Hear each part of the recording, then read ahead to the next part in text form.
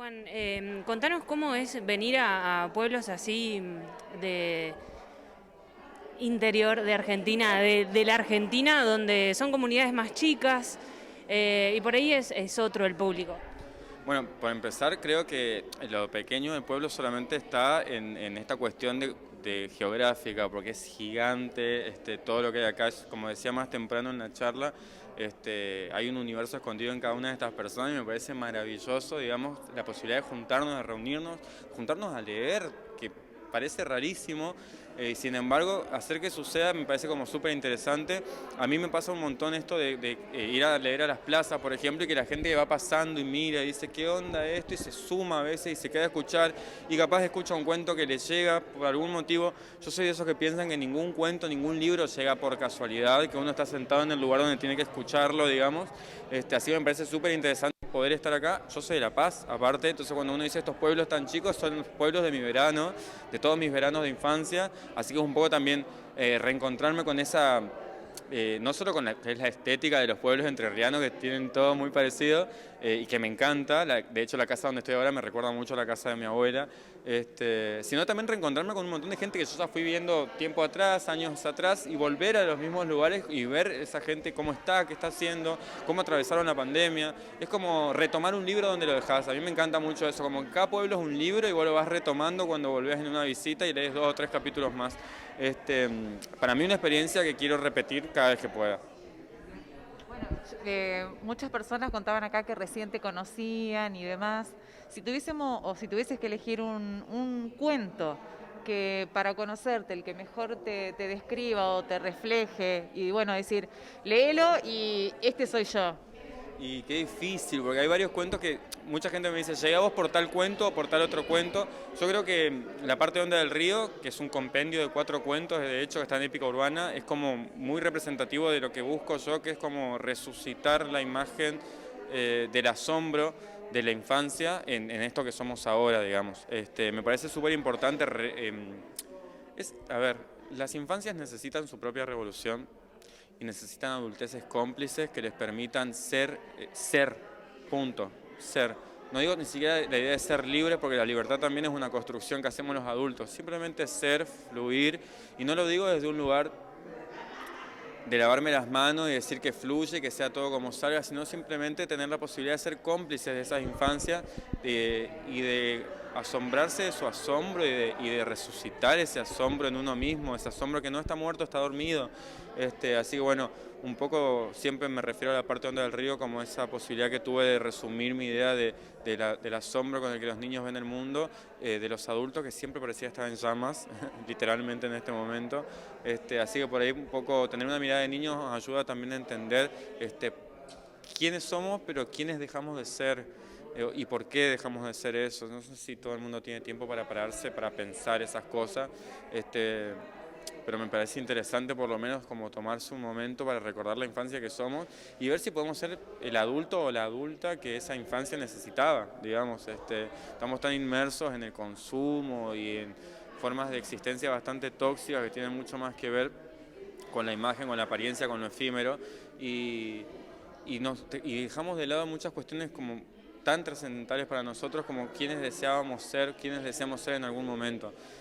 Ojalá que por ahí lo que pasó hoy, la charla de hoy, se multiplique y que después me inviten para ver a otros artistas también y a otras artistas de la zona. Me parece que es fundamental reforzar esos niños internos y niñas internas que tenemos todos y todas, porque pasan cosas súper súper lindas cuando nos juntamos a jugar. La selección que hiciste para hoy, bueno, relataste muchas violencias que vemos día a día y vulneración de derechos y demás. ¿Te ha pasado que después de una charla se hayan acercado esos Robertos y Mabeles que por ahí nombras en los textos? Alguna vez me ha pasado, es rarísimo. Te dicen, yo te vengo a hablar porque me hiciste acordar y uno siempre piensa que se va a acordar del personaje copado, digamos, y no, yo soy como la señora Raquel. Me hiciste pensar, una vez me acuerdo de algo muy loco que una señora me dijo, en el libro escribiste una frase que yo uso siempre, que era algo de, bueno, muy personal también, ¿no es cierto?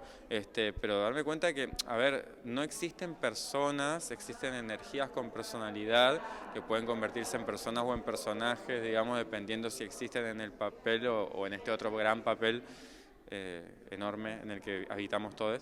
Me gusta pensar que la gente tiene un punto de anclaje en la infancia, por empezar, porque más allá de que después uno tenga su propia identidad de género, sus propios ideales, metas y demás, todos tenemos en común esa infancia donde se nos empezó, ¿no es cierto?, a ordenar, a organizar el pensamiento, a organizar la forma de entender el mundo, y donde se nos cortó la libertad, se nos cortó esa libertad de la que yo hablo antes, que decía una libertad es una construcción de adultos, justamente porque la libertad de los niños no se respeta, no nos pareciera válida. Entonces cuando se me acerca gente que por ahí que me dice que tu libro me ayudó a entender tal o cual cosa, para mí, no te digo que es la victoria en la guerra, pero sí por lo menos la posibilidad de una trinchera donde descansar un minuto y seguir. Porque mis libros, yo no escribí un libro como El Chaco sobre identidades trans para que lo lean las trans. Por supuesto, ese libro no tiene nada que ofrecerle a una comunidad trans, más que por ahí un anecdotario.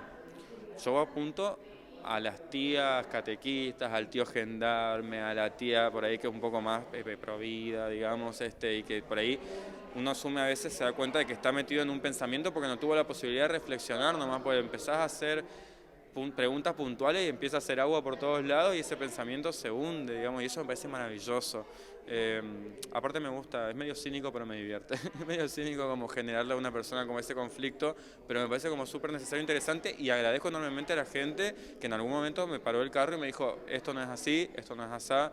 Sobre todo con la meritocracia, yo era muy meritócrata, de hecho el cuento del reloj de oro habla un poco de eso, de que mi papá me decía, si te sacás la mejor nota yo te regalo el reloj. A mí me criaron así, si vos te esforzás llegás, el que se esfuerza puede, y no, ¿será que hace falta algo más que esfuerzo? Dije en algún momento, y ahí bueno, entró en juego un montón de otros elementos que no tuve en cuenta, porque me parece que lo invisible se revela justamente cuando uno presta atención, es como cuando se te pierden las aves y vos tenés la cabeza en otro lado, por eso no las ves y parecieran materializarse cuando las tenés adelante, y en realidad siempre estuvieron ahí, pero no las querías ver, estabas pensando en otra cosa. Entonces me parece que enfocar la energía en resolver los conflictos que tenemos desde la infancia, que no podemos resolver, y aprender a vincularnos sanamente, es mucho más importante que todos los teoremas matemáticos, porque esos teoremas no nos llevan a ningún lado si primero no nos conformamos como una humanidad digna de ser recordada, ya sea por sus letras o por su matemática o por lo que haya construido.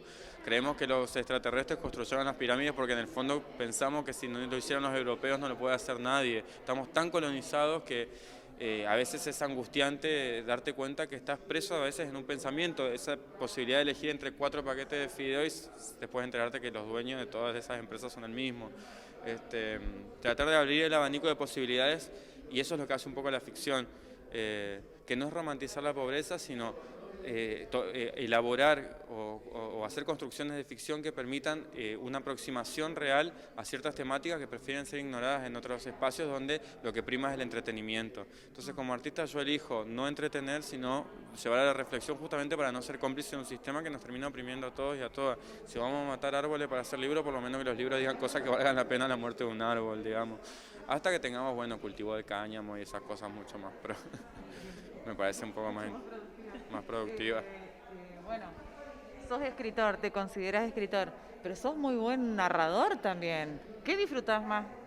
Depende del contexto. Me ha pasado tener que ir a leer a lugares donde como que no podés romper el hielo con la gente, entonces te pones en modo... Porque el tema del mote de escritor es interesante porque la gente dice, un escritor, como... Se imagina, no sé, Borges, Sábato, qué sé yo, y después te aparece Juan Solís.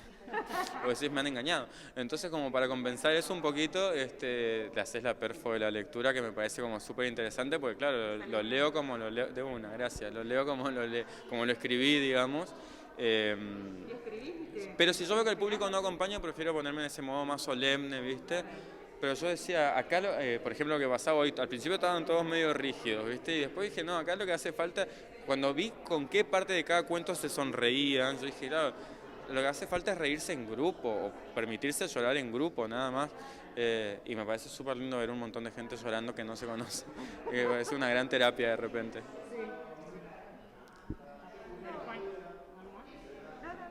Bueno, quiero agradecerles enormemente por permitirme también el espacio en un medio alternativo de comunicación que banco un montón, así que espero, por favor, que me manden para compartir la data.